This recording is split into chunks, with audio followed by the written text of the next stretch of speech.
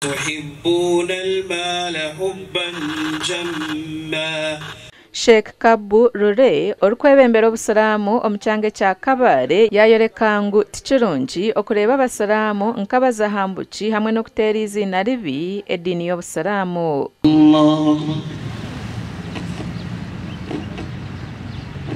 Allahu Akbar. Islam is not terrorism and terrorism is not Islam. We don't have any verse or any hadith in the holy scripts that teaches about terrorism.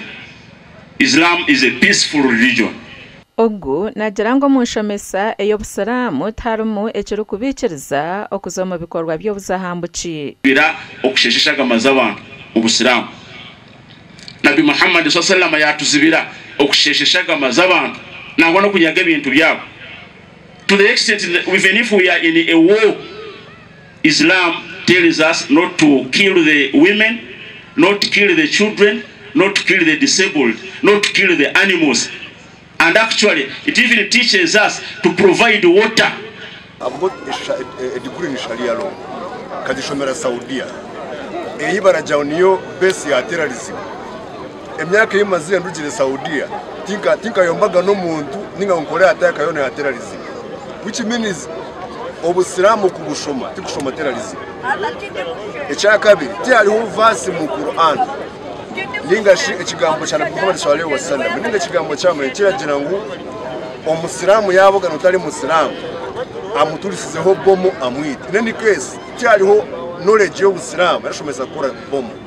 Arikugambira ha mukoro nibwo gumwe Catherine Ndamera omnyishengerokazi ahabwa Kabale district yashabangu bubo bujunanizibwa obwa buri muntu okurwanisa obushomankuzi omwihanga. Twakundi ihanga ryaitu corruption yoneraho tureke kushitama tukabreminga government tukebwa ngo ninye government niwe government leka twena to advocating for change.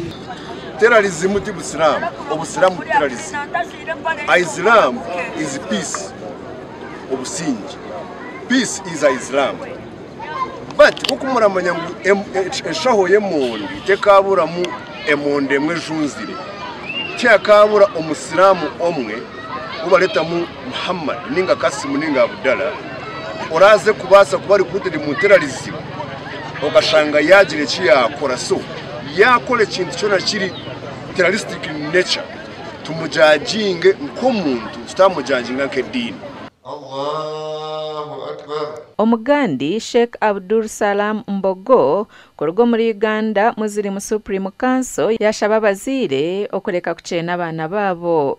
Sheikh Mbogo yabigamba omukusara Idi Aduha ahari Chenjojo Main Mosque district eya Chenjojo. Abasiramu mukolimira abana n'okolimira omwana wo mu bintu ebitaliimu gwokolimira omwana gwozaala ne bazzukulu bo n'abazzukulu b'abazzukulu naye ate nga tomanyi ngenda kuboogereramu mukolimira abaana ku sukaali. Sheikh Mbogo najangwe enkolagana nungi na n'abaana nekibahwera okukola kulungi. Abaana mbayunge relationship Momanya kibaweesa ebifi ebitaano nga wakuzaafukira waka oba kiremu ne bakuwa ebifi ate ebisinga ebinene ekibaweesa bifi ebingi kuddizaayo omwana kulekerawo ku baana abakufukiridde amazzi n'atasanga sowaani njereere. So nikimanyisa muntu kusadaka kubona omutima gw'okusadaka kubona omutima gw'okuhonga omukoro guno nigwihama abantu kuba bakodo abantu kulya bonka nuko basobole kulya n'abantu abandi.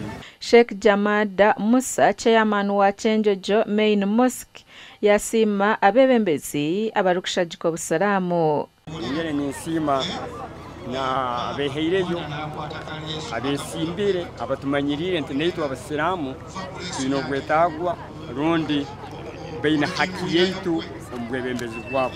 Amakuraga gasha kwa Job na Amanya Apuri na Beyingana Daniel.